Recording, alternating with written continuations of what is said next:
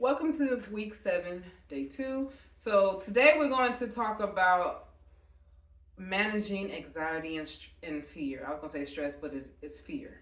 So, managing anxiety and fear, especially after leaving a narcissistic relationship, requires a combination of practical strategies. You got to have more than one, okay? So, mental health techniques and self care practices is the two things you need to do. You got to tackle your mind as well as your physical, all right?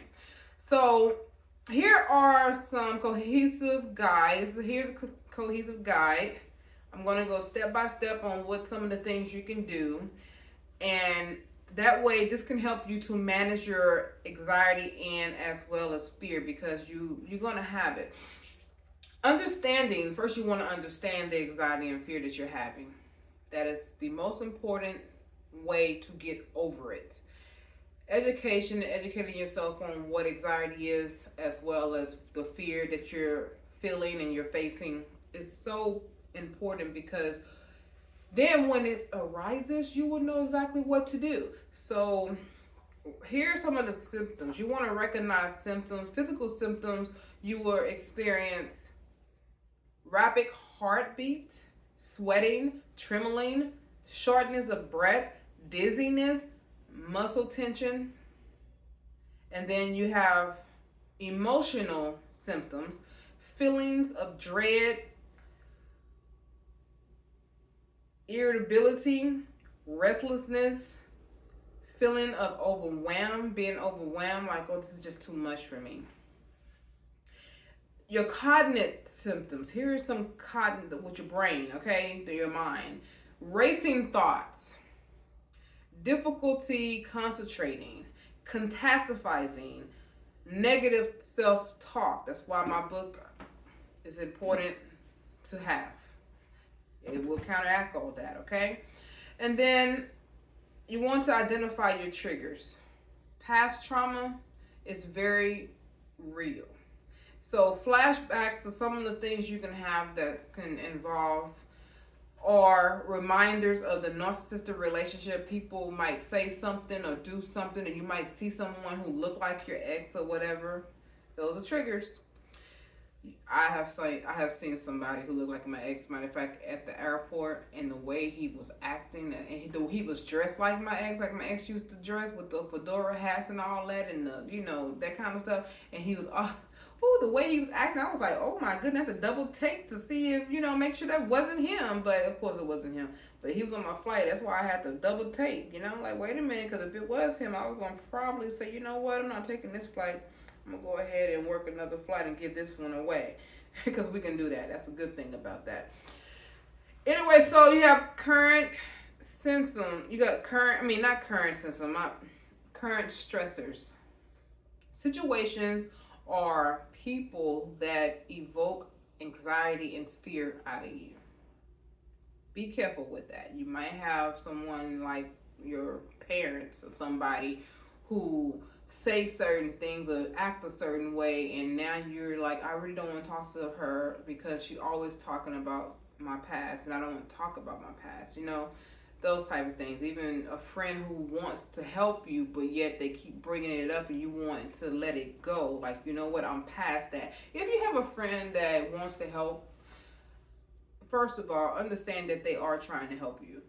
But instead of getting angry with them, let them know. Clearly state your boundaries. Hey, I don't want to talk about him anymore. So when we have our conversation, let's talk about other things. Don't bring him up. And if they do it again, okay, now you're crossing the boundary line. Don't continue to talk about him, or I'm going to have to stop talking to you until I heal and until I'm able to talk about him without these emotions arising. Okay, so you have to be assertive. That's how you be assertive. That's part of an example right there. And then uncertainty, fear of the unknown, worrying about the future or potential outcomes. That's what anxiety actually is. It's the fear of the unknown. And you worry about the future and potential outcomes when it ain't even happened yet. That's exactly what anxiety is. So here are some strategies for managing anxiety and fear. we're going to talk about breathing techniques. When in the moment, when you are feeling like panicky and you're sweating, your heart is racing, you're sweating, you're trembling, you're breathing, you're getting a little dizzy, you're like, oh God, my muscles are tightened up, and you're like, oh man, oh, you start to feel a little dread here, you're feeling a little apprehension, you like, oh my God, I'm feeling overwhelmed, all those thoughts, you negative thoughts start going, what if this happened, oh my God. Okay, stop, calm down. Now it's time to breathe. Think of how you can do this. You can either, if you're at home, you can lay down. If you're in a hotel, you can lay down. If you're somewhere where you can lay down, that is awesome. But if you can't, just sit down somewhere like how I'm sitting right now. Sit down, and what you want to do is you want to be comfortable. You want to inhale deeply through your nose. You're going to hold it, okay? While you're inhaling, you're going to be counting to the number 4, like 1, 2, 3, 4, and you hold it for 4 seconds, and then you're gonna let it go. Exhale through your mouth. 1, 2, 3, 4, and you're gonna repeat this several times until you're feeling calm. Keep doing it until you finally feel more relaxed, okay? That's one technique you can use. Here's another technique with your breathing. It's called box breathing. The way this works, you inhale for a count of 4 seconds, hold your breath for 4 seconds, exhale for 4 seconds. So when you're inhaling through your nose. When you exhale through your mouth slowly, okay? 4 seconds as you're doing it. Not fast, like none of that, okay?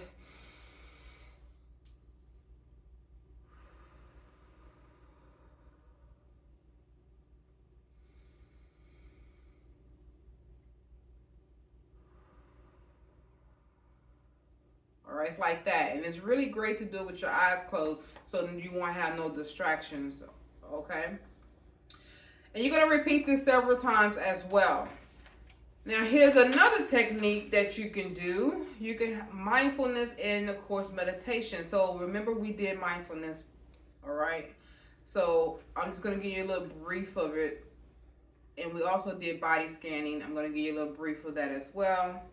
So if you're in the moment and you like, I cannot get to this video to go and do the mindfulness, I cannot get through to the video to do my body scanning, just keep this in mind, all right? So you don't necessarily have to go to a video and have it guide you step by step. Just remember these instructions.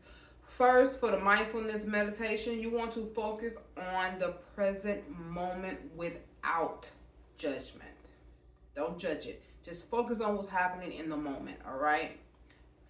Notice your thoughts and feelings without trying to change them. Just leave it be.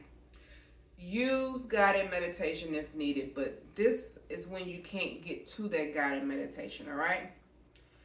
Then body scanning meditation. You want to lie down, and you can also sit in a chair. And you want to focus on different parts of your body, starting from your toes. Always start from your toes. It's easier when you start from your toes because your toes are the sensitive part of your body, okay? So focus and start from your toes, and you're going to move up to your head, focusing on one body part at a time. And what you're going to do when you're focusing, you're going to notice any tension. And then when you feel the tension, you're going to relax it with each breath. So for instance, if your toes is tense, okay, hold it for a second, squeeze it tight like this. And then when you breathe, let it go, open them up, all right? And that will help. Same thing with your calf muscle, your knees, your thighs, your stomach, your back, your glutes, your shoulders, your neck, your head, your face, all that, okay? Face like this. And relax. That's how you do that, okay? I'm just showing you some of the ways that you can actually do this without having to go to the video and be like, oh, let me go to the video and find it. To do it, you can do this in the moment if you're feeling stress, if you're feeling fear, if you're feeling anxiety. Those are the things you do in the moment. Let's talk about cognitive behavior techniques. So here's some techniques you can do for your mind. When you have challenging thoughts that are negative, you want to challenge those thoughts. And the way you do that is by identifying negativity or any type of irrational thoughts. Things are just not positive. You wanted to start challenging them with logical thoughts, okay? Evidence of something that is actually real. Don't sit there and be like, wow, I don't think I'm going to make it. Oh my goodness. Oh, how am I going to take care of myself? No, you're going to say, you know what, I'm going to take care of myself. I have done this before. I'm able to do this. And if you haven't taken care of yourself before and you're young, you got with the narcissist at 18 or whatever, it's okay. You know how to take care of yourself. I'm going to find me a financial advisor. I'm going to find me someone who can help me to put together a plan. I'm going to call or schedule an appointment with a Layla, and I'm going to book sessions so she can help me to start coming up with a plan on how I could start getting my life together. Those type of things, okay? So those are positive thoughts that you can have about your situation. You want to balance out your situation by viewing it in a positive way. Now, when you start having these negative thoughts that shows up, this is what I do. The minute I start thinking negative or what, I'd be like, stop it. That's what I tell myself. Stop. And sometimes I say, bring every thought into captivity to the obedience of Christ that's in me. And then it goes away. And I don't have those thoughts anymore. It's like it automatically stops at that point. And then I start thinking of great things and be like, okay, so we're going to have a great day today. Today's going to be great. All those type of things, all right? So you want to think of anything that's positive. You want to continue to read the book to help you counteract those negative thoughts, all right?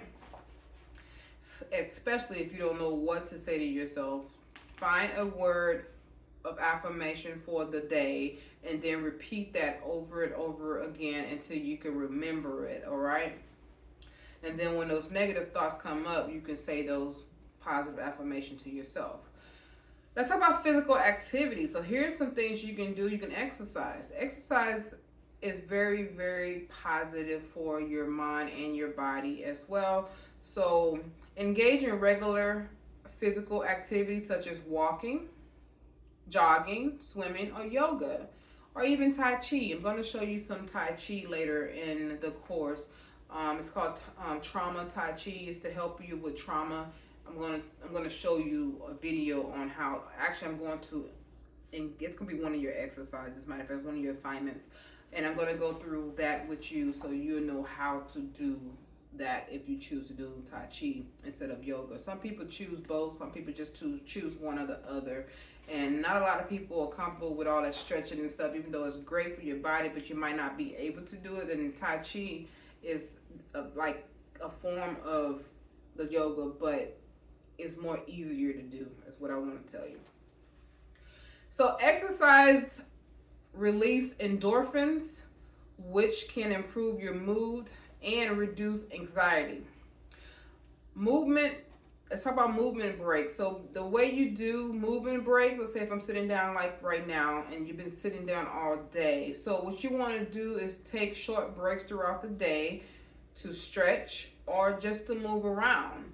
So what this does, it helps to reduce the tension and anxiety as well. You sit for a very long time, you start feeling your heart pop, pop, pop, pop, pop. It's time to probably get up and start moving around and doing something, all right? Now, of course, you got self-care practices. So a healthy lifestyle is very important. You want to have a balanced diet, get some sleep, enough sleep. What is enough sleep? For your age, everyone has a certain amount of sleep you should have. So most of the time they say get 8 hours of sleep. I'm going to tell you right now, if you can get at least 6 to 7 hours or more and not too much more, don't sleep like 12, 13 hours. You oversleep when you get to that 13-hour mark. So anywhere between 7 to 10 hours, if you can get sleep in that realm, you're doing really good for yourself. And matter of fact, that is like the best sleep you can have in that time frame. And keep it consistent. Try to go to sleep at the same time every night. If you can't, try to get as close as possible, but you want to at least get those amount of hours, okay? And I say anywhere from 7 hours to 10 hours of sleep every day. It'll help with you, okay? It'll help you. And it also, what it does, you want to limit caffeine before bedtime, at least 4 hours before you go to sleep, before you're about to go to sleep. Alcohol, at least 4 hours as well, because that increases your anxiety and make it rises up even more because your heart start pumping even more. So as for me, you know, I do drink wine. I got my red wine that I will probably drink before I go to sleep. I do that, but I drink one glass, and when I drink that glass, I ain't talking no big old glass. I'm talking about just like that much, about that much of it or whatever. And sometimes I just drink my tea. I have tea that helps me relax. I have stress tea that helps me relax and everything. It helps relax me as well, and that can help as well. So you also want to do relaxation techniques, and some of the things you can do to relax before bed is maybe read a book, or you don't even have to do this before bed. You can do this at any time you're feeling anxiety. Read a book, listen to music that brings joy into your life, that makes you want to dance. Oh, dancing is awesome, you know. Take a bath or a bubble bath, you know, just relax in a nice bubble bath, as well as spending time in nature. If you like to be outdoors and you want to go to the beach or the park or at the lake or just going outside somewhere to just soak up the sun, do that as well. And of course, you have here's some grounding techniques. Let's talk about grounding techniques. I want to share this because not a lot of people know about grounding techniques. You might do, but not a lot of you guys do. So let me go ahead and talk about that. Grounding technique. Here's one of them that's called 5, 4, 3, 2, 1. This is a technique where you identify 5 things you can see. Now, we did a video on this, so you can also go back to that as well. 4 things you can touch, 3 things you can hear, 2 things you can smell, and 1 thing you can taste, okay? Remember that. That's called the grounding techniques. 5, 4, 3, 2, 1. All right? And that's engaging all your 5 senses, you know, from all of them. That's exactly what that is. So this can help you bring yourself to focus to the present time. Help you bring yourself in and to focus on what's going on right now. Not tomorrow, not in a few hours, right now. All right? And here's a sensory grounding. Here's something that you can use for, I use this as well. And matter of fact, sensory grounding is when you use things for, it's still the same thing as the things you can touch and smell and stuff like that, but this is a little bit different, such as using objects like a stress ball. I was gonna get the stress ball, but I didn't want to go looking for it. So the stress ball is any type of ball that you can use that you can squeeze. And you squeeze the ball and you just continue to squeeze it until your anxiety melt away. All right? And you can do that not even concentrating on it. You can just squeeze, and just keep squeezing and then play around with your fingers and squeeze the ball again. And that helps with anxiety. Also, any type of texture of fabric. If you have some type of corduroy or something like that and it's rough, you can rub on it. You want something that can help you to think of other things besides what you've been thinking about. You focus on the fabric and you like, okay, this feels nice on my fingers. And then you also have essential oil. Here's some essential oil that I use. Is lavender, and I put it in the dispensary and I just let it calm me down, and it does bring a nice aura and fragrance into the space that you're in. And a lot of times if I can't sleep, I would put it next to my bed with some peppermint in it, some peppermint oil, as well as the lavender. I will mix it together and it helped me to breathe as well as to calm me down. The peppermint helped me breathe and the lavender helped calm me down, okay? You can also purchase some of that on my website at the shop tab. When you go on the website, imagingcoaching.com, go where it says shop, and you can find some of those items as well if you feel the need to purchase any of those things. So what it does is help you to stay grounded. Excuse me, get some water.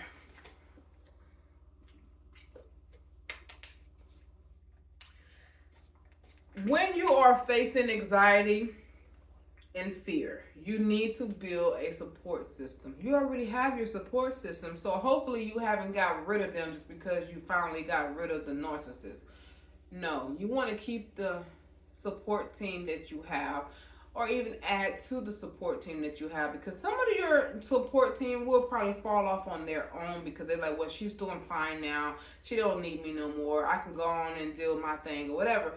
So don't hesitate to replace that person with someone else, okay? Just let you know that. So you want to continue with your counseling and your therapy for cognitive behavior techniques. There's some things that they can do to help you with your CBT, all right?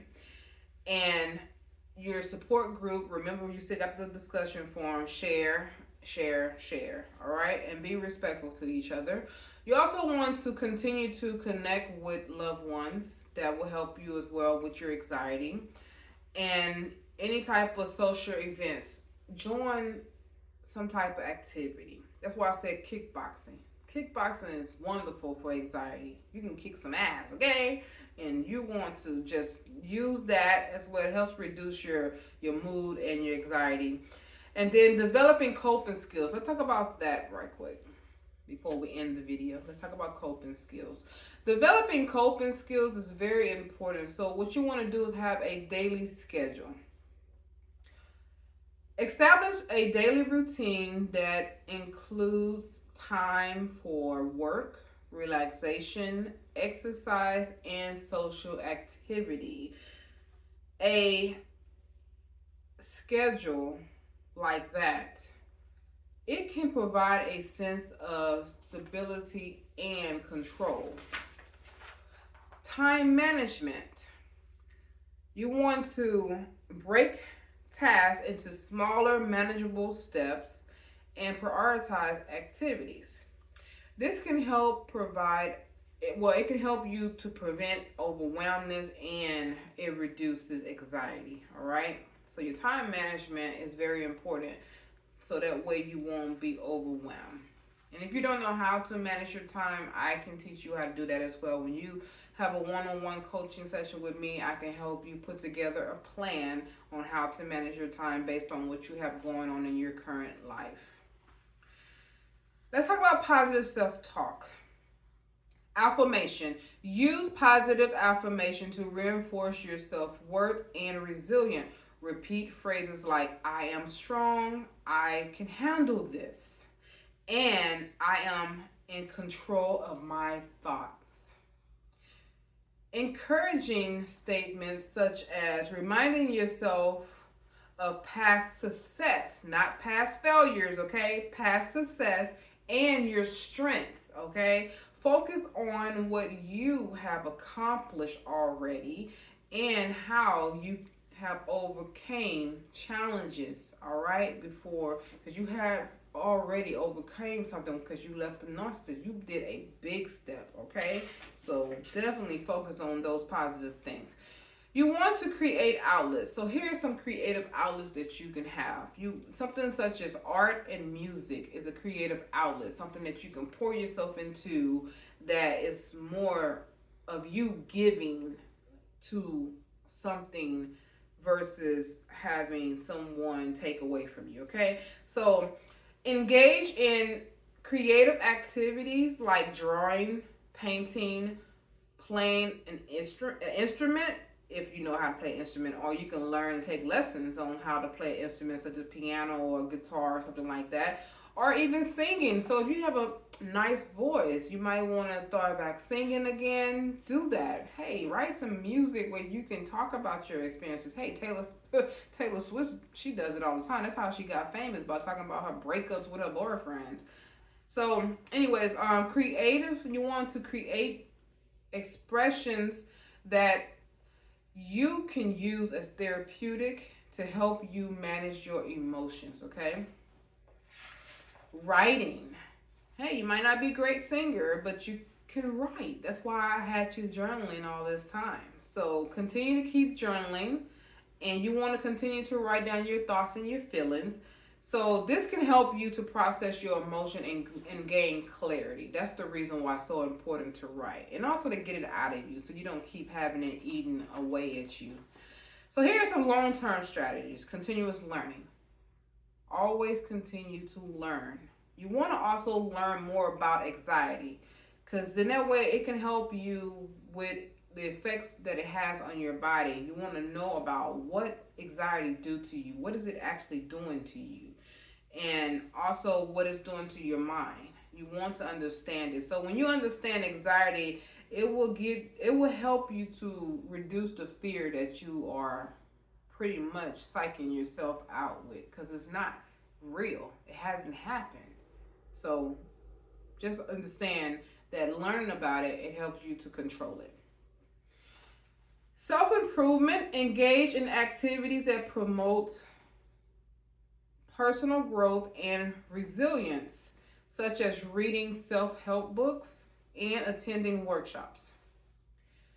Building resilience. Develop coping skills. You definitely have to develop a way to cope with the things that you're going through. And the way you do that is by learn and practice coping skills that can help you manage stress and anxiety in variety of situations. You got different situations why you are feeling the way you're feeling. So you want to learn different ways to cope with it. That's the reason why I gave you those techniques that you can use, okay? Like the 5, 4, 3, 2, 1, those type of things, all right? And of course, you want to set realistic goals. Set achievable goals, not something that's like all far-fetched. You know, some people do that. Like, I want to be an astronaut. Okay, but you are like 35 years old and you haven't even gotten a chance to understand what all entails into that. Not saying you can't be an astronaut, but I'm saying that you want to get more realistic and make sure that you can attain that goal. And if you can do it. Go for it. Not going to tell you not to, because you'll be amazed who accomplish what they accomplish when they set their mind to it. If you set your mind to it, go ahead. So make sure you celebrate your progress. And what this does, it boosts your confidence and your sense of control every time you celebrate your progress. And have self-compassion. Be kind to yourself. Definitely. Treat yourself the same way that you would treat somebody else, that with compassion and understanding. You know, you have your friend going through something, and you all, how you feeling, girl? How you feeling? Do you need anything? Do that same thing for yourself, all right? So you want to also avoid any type of perfectionism. You're not perfect. So don't try to be, all right? You want to accept the fact that you might have some setbacks. Most likely you are. You're going to have some setbacks. But it's okay. Continue to keep moving forward. Get over it. Go past it. Get past it and keep moving forward. So managing anxiety and fear after leaving a narcissistic relationship is a challenging, but it is a central part of your healing journey. You must go ahead and continue to go on with your life, all right? By incorporating mindfulness, self-care, support, and coping strategies into your daily life, you can gradually reduce anxiety and rebuild resilience. You want to build resilience. Remember, it's important to be patient and compassionate with yourself as you navigate this process. Seeking professional help and building a strong support system can provide additional resources and encouragement along the way. And this does end day 2. Tomorrow is day 3, and we're going to talk about practical steps for starting over. Some things you can actually do to start over.